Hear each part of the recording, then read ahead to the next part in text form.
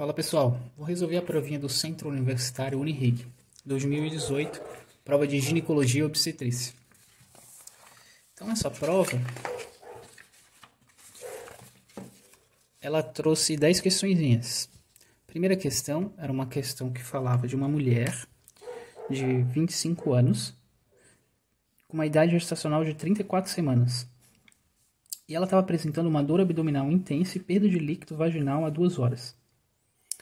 Ao exame, a pressão arterial estava 14/9, fundo uterino de 33 cm, BCF 150, tônus uterino aumentado e saída de líquido mesclado, com sangue escuro. E colo uterino dilatado em 3 cm. Ele pergunta para a gente qual é a hipótese diagnóstica. Então, sangramento na segunda metade da gestação, a gente tem que fazer um diagnóstico diferencial entre algumas doenças. Duas principais é o descolamento prematuro de placenta e a placenta prévia.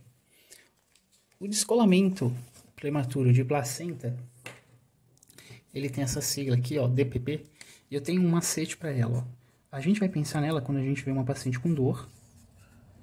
O outro P de preto e o outro P de pressão. Pressão. Então, o que significa isso? Significa que é um sangramento que ele se apresenta com dor, um sangue escuro e tem um útero que a pressão significa tônus aumentado. É diferente da placenta prévia, em que ela é indolor, o sangue ele é vermelho vivo, então é vermelho vivo, e o tônus é ausente, então não tem o tônus uterino. Então a gente faz um diagnóstico diferencial entre essas duas condições toda vez que a gente tem um sangramento de segunda metade de gestação. E aqui na nossa questão era, obviamente, um descolamento prematuro de placenta. Uma mulher com sangue, com dor abdominal intensa, com sangue escuro, tônus aumentado. Ok? Questão 32 falava de uma paciente de 32 anos, gesta 1 para 0, aborto 0. No primeiro trimestre de gestação, com 10 semanas de idade gestacional, realiza o acompanhamento pré-natal e traz consigo o resultado do primeiro teste da mamãe. Na leitura do resultado, encontra-se IgG e IgM positivo para tóxico. Qual que é a interpretação desse exame e qual que vai ser a conduta, então? Então, o que acontece? Toda vez que a gente tem IgM positivo e IgG positivo, a gente não sabe se essa doença ela é aguda, acabou de ser desenvolvida, ou é crônica, né? Então, para isso, a conduta, para a gente descobrir, a gente faz o teste de avidez, que ele vai nos falar sobre essa infecção. Então, se a avidez é alta, significa que essa infecção é antiga. Se ela é antiga, a conduta é só orientação para o paciente. Se o teste de avidez é baixa, qual que é a nossa conduta? A nossa conduta, aí sim, é o tratamento. Ok? Então, bem simples. Então, aqui na nossa questão, uma paciente IgM e IgG positiva para tóxico, o que a gente vai fazer? Vamos... interpretação e a conduta frente a esse resultado seriam: infecção crônica? Não. Gestação suscetível? Não. Infecção aguda? Inicial? Não. Infecção subaguda ou recente? Solicitar teste de avidez. Exatamente isso, né? Questão 33. Questão 33 fala de uma paciente gesta 1 para 0, em que deu à luz por parto vaginal a um RN de 4.500, tão grande. O trabalho de parto durou 16 horas com período expulsivo prolongado. Foi necessário realizar compressão hipogástrica, além de várias manobras para nascer a criança. A placenta demorou 45 minutos para dequitar, e foi necessário compressão fúngica. Após os fatos citados, a paciente evolui com sangramento vaginal de grande quantidade, sem resposta à massagem uterina e ocito. A paciente apresentou um choque hipovolêmico. Qual é o provável diagnóstico? Então, hemorragia puerperal, né? Então, o que a gente tem que pensar? Tem um macete, que são os 4 T's na hemorragia. Então, hemorragia, a gente vai lembrar, hemorragia puerperal de 4T, que são as causas para essa hemorragia. O primeiro T é de tônus. Isso significa atonia uterina. E ele representa 70% dos casos. que é o que está acontecendo com a nossa paciente. O segundo T é de trajeto. Trajeto, ele lembra traumas que podem acontecer com essa paciente. Está em torno de 19%. O próximo T, ele é de tecidos, de restos placentários que podem ficar ali dentro. E o outro T, ele é um T de trombina. Ok? Então, só lembrando do macete dos 4T, lembrar que a tonia é o mais comum, também ajudava para matar essa questão. Então, gabarito letra B. Questão 34. Uma paciente gesta 1 para 0, aborto 0, de 30 semanas. Ela, de 30 semanas de idade gestacional, apresenta perda de líquido vaginal a 4 horas. Está em bom estado geral e ao exame especular apresenta perda de líquido claro. Sem grumos, com colo uterino fechado. O feto apresenta batimentos cardíacos fetais 151 e não há alteração na cardiotoco. A conduta nesse caso seria... Então é uma questão muito simples em que a paciente tem uma ruptura prematura de membrana. Então o que a gente faz? A gente tem que pegar essa paciente, internar, acompanhar a gestação, dar corticoide. Lembrando que ela estava com 30 semanas de gestação, então posso fazer até 34, corticoide, profilaxia para estrepto. E não colocou aqui na alternativa, mas poderia botar também coleta de exames para descartar infecções. Então, alternativa C. Próxima questão, questão 35. Falava de uma mulher de 33 anos com parto vaginal há 60 dias, durante o qual apresentou intensa hemorragia. Então, isso aqui é um dado importante. Necessitando de transfusão. Vem à consulta por não estar conseguindo amamentar o seu bebê. Queixa-se de que o leite não desceu. Não apresentou menstruação nesse período.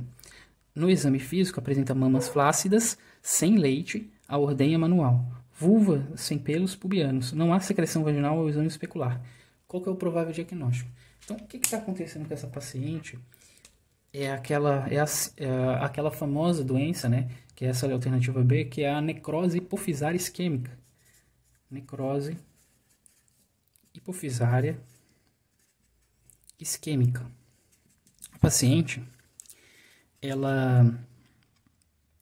como ela estava num quadro de intensa perda sanguínea, ela teve uma hemorragia muito intensa, ela tem uma isquemia da hipófise, que é essa síndrome de Sherman, aqui. Alternativa B. Principais causas dessa necrose: atonia uterina e DPP. Essas são as principais causas, né? Questão 36. Uma mulher... Então aqui era a letra B. São 36. Uma mulher de 28 anos, tabagista, fuma cerca de 25 cigarros por dia, vem à consulta, pois deseja fazer uso de método contraceptivo. Então, uma mulher que fuma, quais são as opções que a gente tem para ela? DIU de cobre, DIU de hormônio, de levo, né, que é a progesterona, e a própria progesterona isolada. O que a gente não pode fazer são os combinados.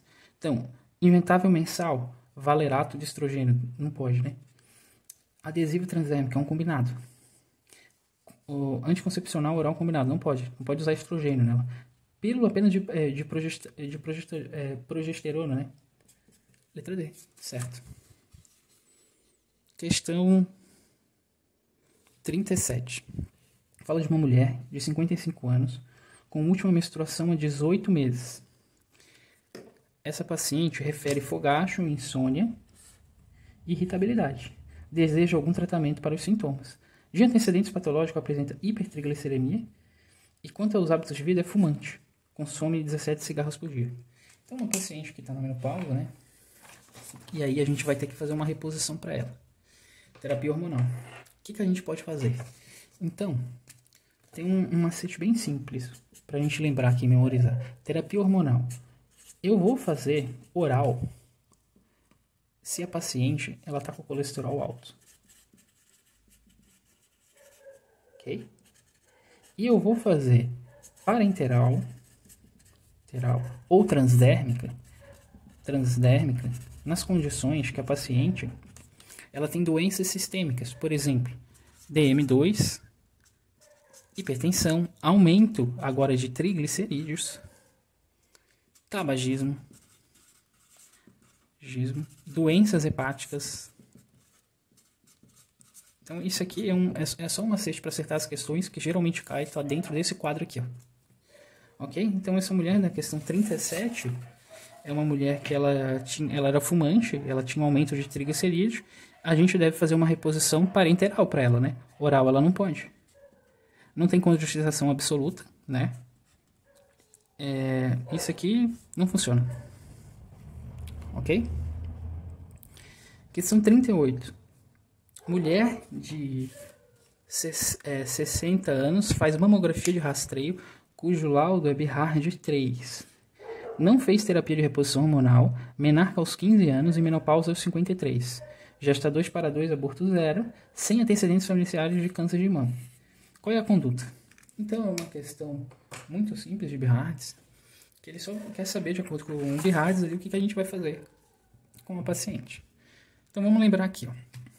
Quando a gente tem um BIHARDS, ó, vou botar aqui, BIHARDS. Se a paciente ela é BIHARD 0, a nossa conduta, ó, condutas, a nossa conduta é fazer a ultrassonografia. Se ela é BIHARD 1 ou 2, a nossa conduta aqui é repetir o exame em 2 anos. Ok? Se for BIHARD 3, a gente faz em 6 meses. E se for BIHARD 4, ou mesmo 5, né? A gente vai fazer a biópsia. Ok? Então, muito simples. BIHARD 3, 6 meses. Questão 38, gabarito, letra B.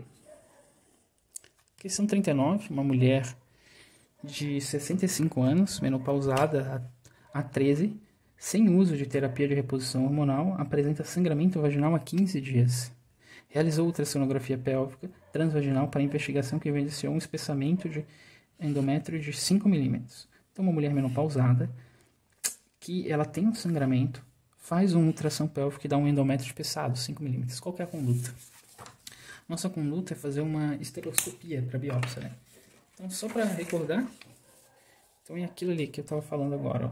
Toda vez que vem uma mulher que ela tem um sangramento, está sangrando, que ela tem menopausa, a gente tem que excluir dela se há de endométrio, tá? E como é que a gente vai excluir isso, né? A gente vai fazer primeiro uma ultrassonografia transvaginal, que a questão trouxe pra gente. Se ela for maior que 4 milímetros, no caso ali 5 milímetros, maior ou igual, a gente vai fazer uma esteroscopia mais uma biópsia para ver como é que tá esse endométrio, ok? Então na nossa questão ele só colocava ali, ó, esteroscopia, então alternativa C, ok? E a última questão falava de uma paciente de 25 anos que queixava-se de um corrimento vaginal em pequena quantidade e de odor desagradável, que piora com a relação sexual. Não apresenta prurida ou disúria. Está excluindo para a gente a cândida.